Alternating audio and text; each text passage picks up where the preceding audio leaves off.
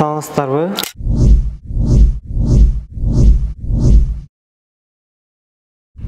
Менин аты-жөнүм Назарбеков Нуркелди. Кара Кулжа районунун Бимырза деген айылында чоңоюп өскөнмүн. Биз үй бүлөдө негизинен карапайым эле үй бүлөдөн чыккам. Үй бүлөдө негизи 5 бир тууганбыз. 2 уул, 2 кыз. Эң эркетайы, эң кенжетайы үйдө мен болуп өскөм. Тилекке каршы менин 6 жашымда апам көз жумуп калган. 6 жашыман апасыз өсүп бир аз апам эримине абдан мындай зар болуп чоңоюп өскөнмүн.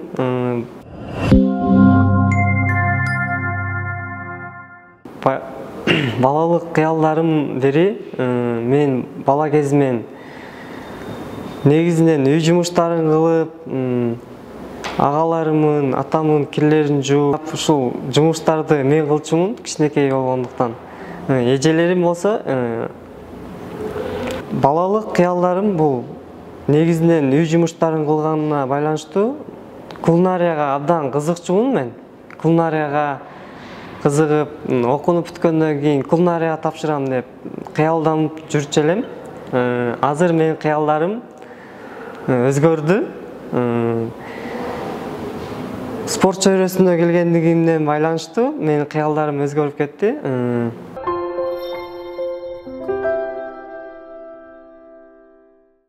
Спортко эң биринчи мени алып келген досум болот. Спорт чөйрөсүнө Акназар деген досум спорт чөйрөсүнө мени алып барып, залга тренерге жолуктуруп, тренерге биздин залда негизи күрөш залы бар болчу. Күрөш залга дагы барып, мындай 1-2 айдай машыгып көргөм, бирок тренер тилекке каршы ал тренер бизди мындай научок балдарды, жаңы балдарды мындай өтө күчтүү басым жасап караган эмес да. Спорт чөйрөсүндө эң биринчи менин тренерим Амалбеков Жакшылык. Ал агайыма өтө терең ыраазычылыгымды билдирем. Мени нөлдөн баштап тренировка кылдырып, ушул даражага жеткениме мен агайыма ыраазычылыгымды билдирем. Спорттун ММА деген түрүнөн баштаган биринчи. Азыркы замандын талабына жараша популярный спорттун бир түрү десек болот бул дагы. Хабиб, Конорлорду көрүп, ошолорду көрүп, кызыгуусу артат деп ойлойм көп спортсмендерде. ММА боюнча турнирлерге көп эле катышкам. Эң биринчи турнирим Өзгөн шаарында болуп өткөн.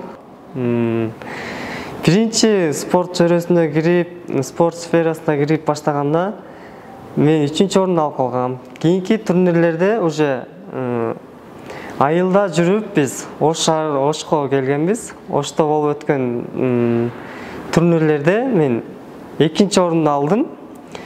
Ушинтип мен 3-чү орунду алдым биринчи турнирге түшкөндө, анан экинчисинде 2-чи орунду алдым, үчүнчүсүндө 1-чи орунду алдым. Негизи окуу жайга келгенге чейин мен уже Улуу Кыргыз деген залга баргам. Улуу Кыргыз залда Кожош деген агайга барып, ал жерде тренировка кылып, ал жерде дагы жакшы результаттарды бердим. Ал жерде көптөгөн соревнованияларга катыштым.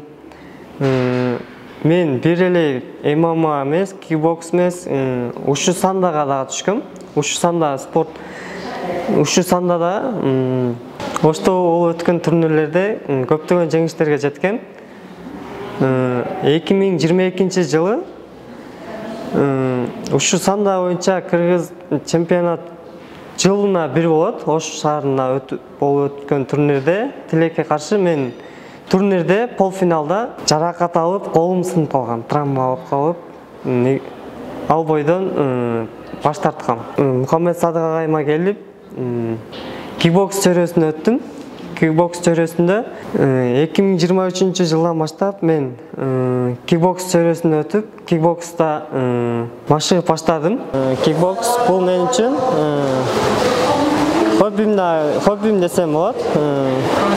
Кикбокс бир эле спорттун кикбокс менен эмес, мен чуркоо менен да алектенем.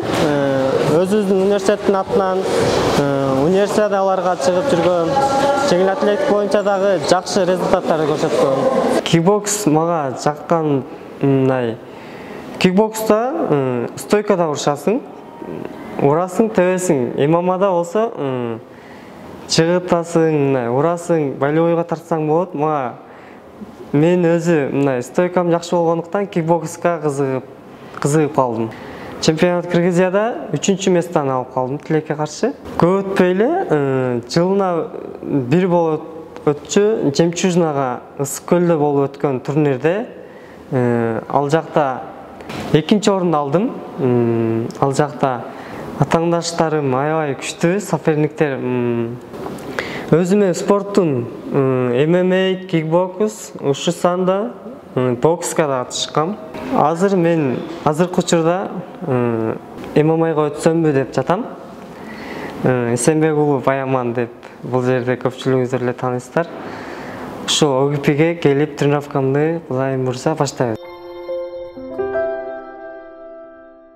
2021 жылы Ошко Ошемпуга тапшыргам. Ошемпуга окууга тапшыргандан баштап эле мен окууга келип, Ошту билбейм, анча шаар группалаштарыман мен кыйла кечирээк тапшырып калгам негизи окууга. Биринчи күнүмдө эле мен достор менен таанышып, жакшы мамиледе болуп, акырында уже ОГПге дагы көнүшүп, бир ай дегенде көнүшүп калдык. Кутулуумун ар бир эле адам студент боло бербейт экен жашоодо. Мүмкүнчүлүгү жоктор канча азыр жашоодо. Мен азыр студент болгонума абдан сыймыктанам. Студенттик күндөр абдан сонун болуп жатат, Кудайга шүгүр. Студенттик күндөр бул бирде ач каласың, бирде ток каласың, ошонусу менен кызык. Эң кызык күндөрү мындай студенттик кызык күндөр бизде биринчи курста ректорский балда болгон. Ал жерде биз негизи биздин группада кыздар жок.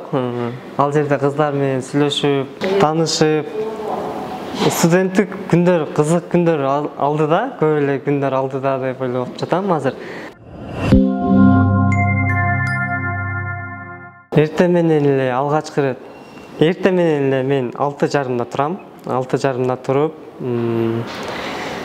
багымдат намазымды окуп, окуу жайга келем. Окуу жайга келип, окуудан чыгып, залга барам. Залга барбаган күндөрү мен жаңы курстарды окуп баштадым. Кытай менен түзмө-түз товар алдырып, бизнес жаатында дагы ишкерлик кылып жатабыз азыр. Кытайдан түз товар алып келип, сатабыз аны. Андан тышкары мен азыр мобилография курсуна дагы окуп жатам. Видеону туура тартканды, кандай монтаж жасаганды үйрөтүп жатат азыр. Өзүм дагы кызыгам мага. Андан кийин залдан чыгып эле мен фотографмын, ресторанда иштейм өзүм. Өзүмдү өзүм азыр мындай ата-энемен көп деле акча ала бербейм.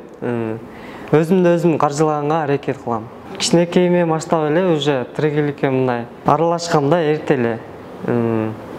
Ал жактан мен сүрөт сатып иштеп, сүрөт сатчумун. Ал жактан мени Улар Сөнов деген агам бар. Ал мени көп нерсеге үйрөткөн. Ал агама дагы терең ыраазычылыгымды билдирем. Ошко келген күнүнөн баштап эле мен ресторандарга барып жумуш издеп эле фотону ошол жактан үйрөнгөм негизи айылдан. Сүрөт сатып, көрүп, ушундай жумуштарды жасачубуз да. Менин эң эле алгачкы тренерим Амалбеков Жакшылык. Амалбеков Жакшылык агайыма терең ыраазычылыгымды билдирем. Ал агай мага көп нерсени үйрөттү. Бир эле спорт жаатында эмес, мындай көчөдө кандай өзүң алып жүрүштү, таза жүрүштү, адам болушту үйрөттү. Андан кийинки тренерим менин Кожош агай болгон. Кожош агайга барып,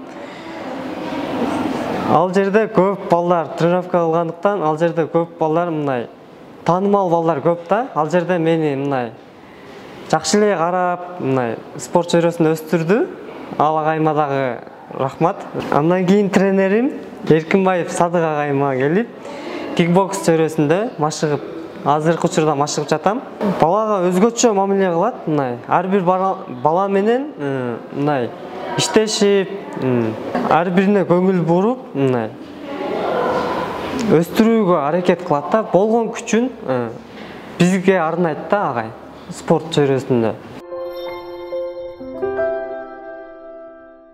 Алдыга койгон менин максаттарым өзүмө спорт, бир эле спорт жаатында эмес, ишкерлик кылып, бизнес кылсам дагы деп мындай өзүм максаттарым бар. Спорт жаатында болсо, мен азыр кикбокс тармагында машыгып жатканыма байланыштуу, мен азыр ММА'га өтсөмбү деген алдыда максаттарым бар. ММА'га чыгып, UFC'ге чейин чыкканга аракеттенем. UFC'ге чоң ареналарда урушуп, өзүмдүн мындай Кыргызстандын желегин мындай жер жүзүнө тааныткым келет. Көп эле, мисалы үчүн, азыр Кыргызстан десең көпчүлүк мамлекеттер тааныбайт. Мен Кыргызымдын желегин желбиретип, ошол мамлекеттерге Кыргызстанды тааныткым келет. Ошемпуга тапшырганыма мен эч качан өкүнбөйм. Көпчүлүк эле университеттерге биз Ошмуга бардык. Ошмуда салыштырып мобилдүүлүк боюнча окуп келдик, ал жака барып 1 ай. Ал жакта биздин деңгээлде окутуп үйрөтпөйт экен. Ошемпу тапшырганыма кубанычтамын. Биринчи суроо, үй жумуштарын жасаганды билесизби дейт. Үй жумуштарын жасаганды билем, ооба. Үй шыпыра алам, тамак жасай алам, өзүм кирим өзүм жууйм. Отун жарып, үй жумуштарынын бардык эле жумуштарын кылам. Жаныңызда такыр акча жок учур болгонбу дейт. Жанымда такыр акча жок болгон учур болгон. Биринчи курста квартплат берип, акчам калган эмес. Бир досум бар, 11 жыл окуганбыз ал экөөбүз. Россияда иштейт ал. Акчам калбай калганда Сүйүн деген досума чалам, биринчи очередь эле. Сүйүн досум мага канча керек болсо, ушунча акча керек болсо мага которуп турат да, ал досума дагы рахмат. Өзүңүздү 5 жылдан соң кандай элестетесиз дейт. 5 жылдан кийин өзүмө мен мындай бизнесмен, анан UFC аренада урушкан бир мыкты жигит көрөм. Аскерге барууну каалайсызбы дейт. Окууну бүтсөм, мен негизи окууну бүткөндөн кийин 1 жылдык службага ниеттерим бар. 1 жылдык службага барганга барам мен, буйруса. Спорттон башка дагы кандай өнөргө кызыгасыз дейт. Жеке ишкерлик кылганды, бизнес жаатында ашпозчулукка кызыгам. Фотограф болуп дагы кызыгам. Бүгүнкү берүү абдан жакты. Мага эң биринчи маегим абдан сүрдөп, толкундап, аябай толкундаалар болду менде. Сүрдөп, толкунданып, сөзүм жоготуп койдум. Ичимдеги нерселерди толук кандуу жеткире албадым. Буюрса кийинки телевиденияларда жакшы сүйлөгөнгө аракет кылам. Өзү негизи спортчулар сөзгө анча жогураак болот. Ошону туура түшүнөсүздөр деп ойлойм.